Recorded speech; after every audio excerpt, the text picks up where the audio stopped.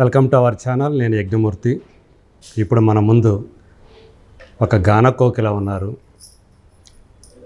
జానపద సోయగం అంతా కూడా, జానపద మాధుర్యం అంతా కూడా ఆమె గొంతులో పలుకుతుంది. సారంగ దర్య అనే పాటతో ఆమె ఒకప్పుడు ఒక సంచలనమే సృష్టించారు. ఆ తర్వాత ఆమె ఎన్నో పాటలు పాడారు. కొంతకాలంగా ఆమె మీడియాకు దూరంగా ఉన్నారు. సో ఎందుకని ఆమె ఇప్పుడు అసలు ఏం చేస్తున్నారు? ఈ మధ్యకాలంలో ఆమె పాడిన పాటలు కూడా చాలా బాగా పాపులర్ అయ్యాయి.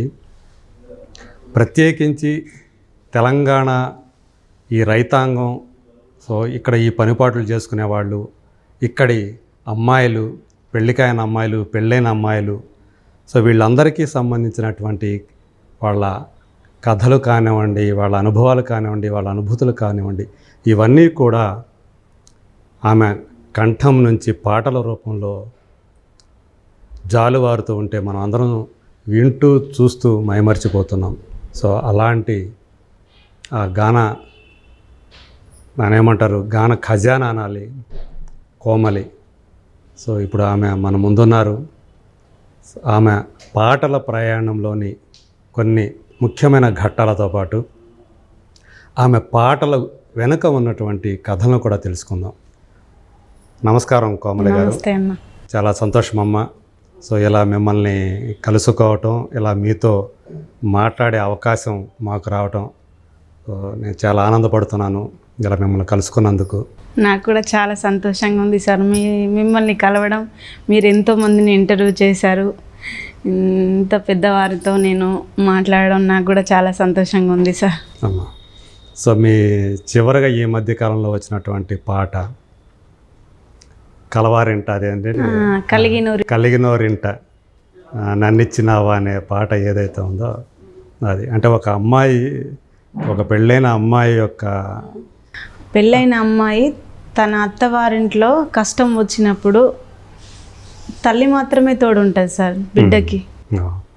ఎక్కడైనా బిడ్డకి కష్టం వస్తే తల్లి మాత్రమే తోడు ఉంటుంది.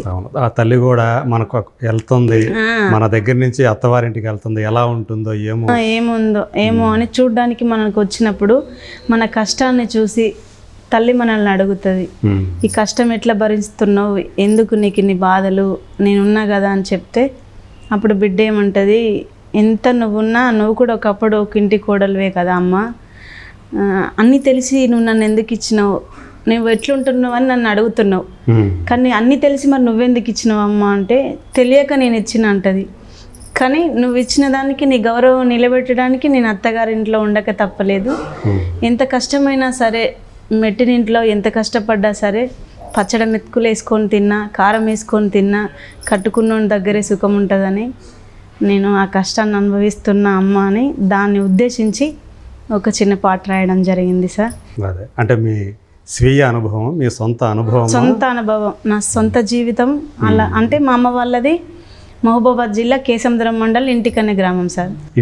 ఇంటికన్నె గ్రామం. అక్కడ ఒక చిన్న గ్రామం అని చెప్పాలి, చిన్న విలేజ్, చిన్న పల్లెటూరు. అక్కడ నుండి నన్ను హన్మకొండ జిల్లా ధర్మసాగర్ మండల్ జానకిపురం గ్రామంకి ఇచ్చిండ్రు అనమాట. సో అక్కడ చాలా దూరం, ఇంటికన్నె నుంచి జానకిపురం దాకా వచ్చారు. జానకిపురం వరకు ప్రయాణం అనమాట. ఓకే. అందులో అక్కడ ఒక వ్యవసాయ కుటుంబానికి ఇవ్వడం జరిగింది నన్ను, ఒక మంచి రైతుకు, పెద్ద రైతు కుటుంబంలో నేను ఒక కోడలిగా వెళ్ళాను. అక్కడ నేను పడ్డ కష్టాలను గుర్తు చేసుకొని, కన్న తల్లిని తలుసుకొని, అసలు ఈ ప్రయాణం ఎట్లుంటుంది, అసలు ఈ జీవితం ఏంది, నాకు చిన్నప్పటి నుండి పాటలు అంటే ఇష్టం కదా అని పాటలు అనేది ఎప్పుడు ఆపలేదు సార్. నేను పెళ్ళైనా చిన్నప్పుడైనా నాకు పెళ్ళైపోయింది కదా, నాది వ్యవసాయ జీవితం కదా అని కూడా నేను ఎప్పుడు ఆపలే పాటల్ని.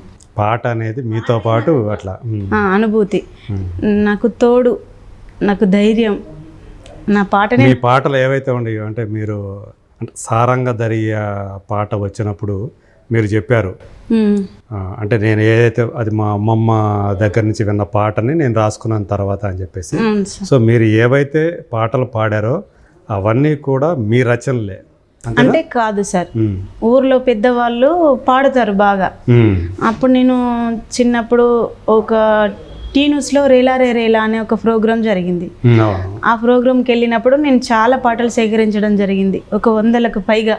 సో అంటే అందులో పార్టిసిపేట్ చేయాలి కాబట్టి, పాల్గొవాలి కాబట్టి అట్లా సేకరించడం జరిగింది. అప్పుడు ఆ పాటలన్నీ నా మైండ్లోనే ఉండిపోయినాయి సార్. అప్పుడు ఇంకా ఫోను లేదు, ఏది లేదు. అంటే రేలా ద్వారా కోమలి అనే ఒక గాయని ప్రపంచానికి పరిచయం అయ్యారు, అంతే కదా? అవును సార్. అప్పుడు ఆ పాటలు సేకరించుకొని అందులో ద బెస్ట్ సాంగ్ ఎంచుకొని రాసుకోవడం జరుగుతుంది. అంటే వాళ్ళు పాడిన స్లోగా, వాళ్ళ డబల్ మీనింగ్గా, అంటే అర్థం కావు కొంతమందికి. కొంతమంది మీరు అన్నట్టు కొన్ని చూస్తే ఇందులో కొంచెం డబల్ మీనింగ్ అనిపిస్తుంది, కొంచెం బూత్ అనిపిస్తుంది అని కూడా. బూత్ అని కాదు కానీ కొంచెం అర్థం వేరే ఉంటుంది సార్, అది తెలియదు వాళ్ళకి. అన్నప్పుడు దాన్ని తెలిసే విధంగా ఆ అర్థం తెలియని వాక్యాన్ని కూడా ఉంచుతా. ఎందుకంటే ఏదైనా బాగున్నది అనుకో, దాన్ని ఉంచేసి ఇంకా అందరికీ తెలిసే విధంగా రాసుకుంటాను సార్ నేను. ట్యూన్ కూడా చేంజ్ చేస్తాను కొంత, ఎందుకంటే వాళ్ళు స్లోగా పాడతారు.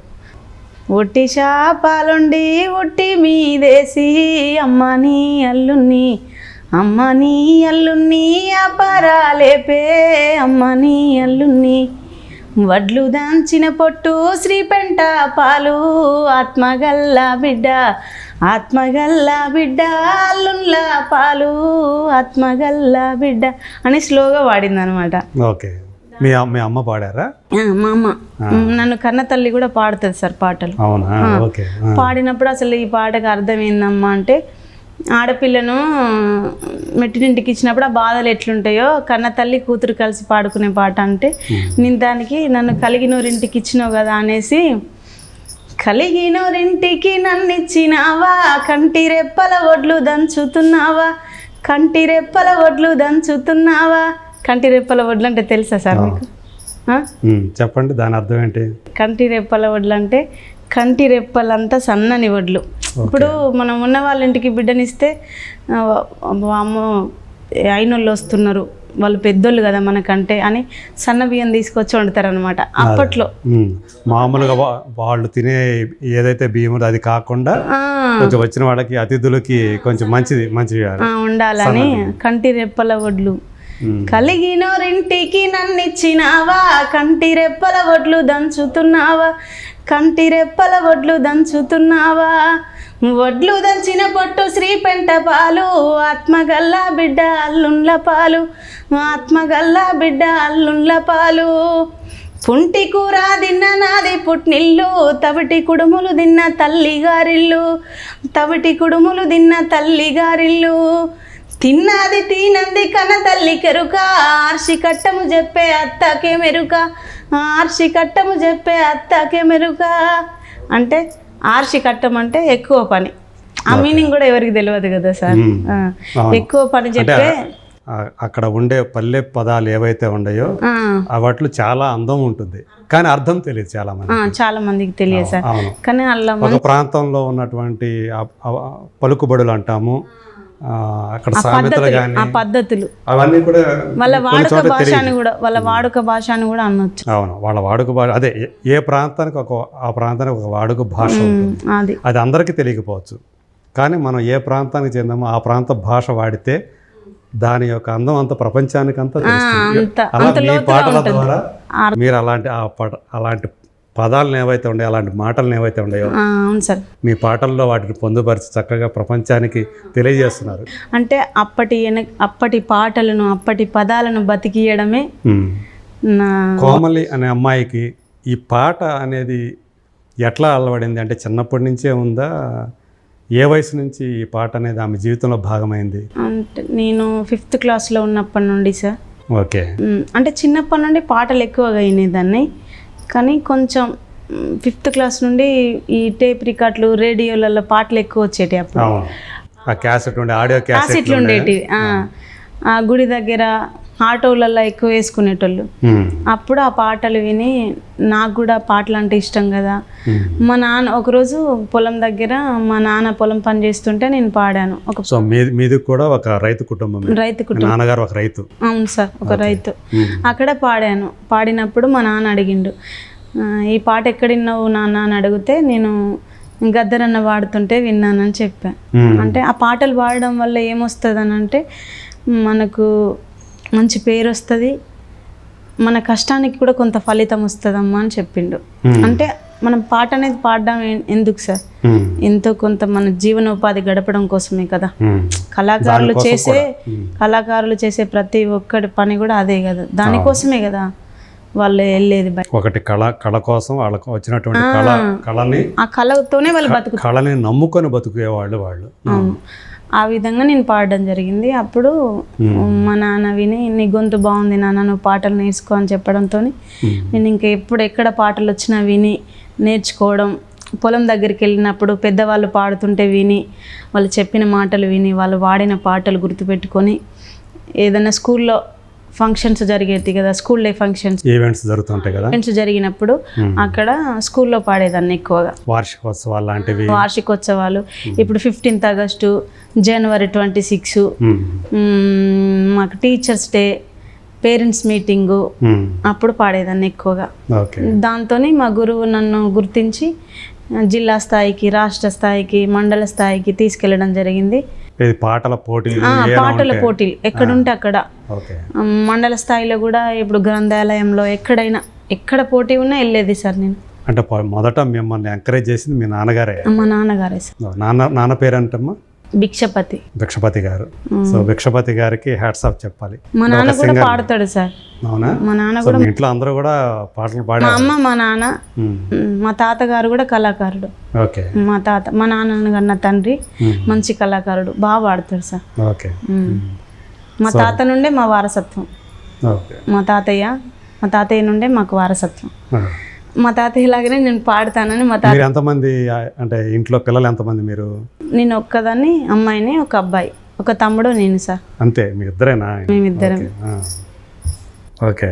సో అట్లా మీ పాటల ప్రయాణం అనేది చిన్నతనం నుంచే, పొలం గట్ల నుంచే మొదలైంది అనమాట. అవును సార్. ఓకే.